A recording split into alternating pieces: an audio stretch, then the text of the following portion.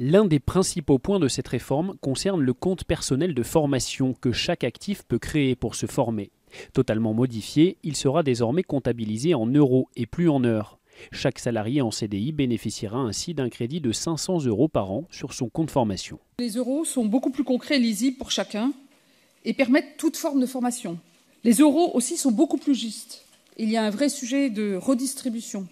Pourquoi ? Parce qu'aujourd'hui, l'heure de formation continue d'un cadre est plus chère que celle d'un ouvrier ou un employé. Autre changement de taille, le mode de financement de ce compte personnel de formation. Les entreprises s'acquitteront d'une seule cotisation au lieu de 2 actuellement. Comme le redoutaient les syndicats et le patronat, la collecte sera confiée aux URSSAF. Le système sera centralisé à la Caisse des dépôts et consignations. Une agence France Compétences sera aussi créée. Parmi ses missions, la régulation des formations.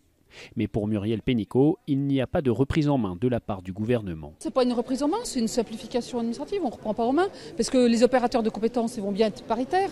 Et comme je le disais, ils vont avoir un rôle majeur. Mais la simplification administrative, je pense que toutes les entreprises l'attendent. Cette réforme s'inscrit dans un projet de loi contenant aussi des volets apprentissage et assurance chômage qui doit être présenté en Conseil des ministres mi-avril.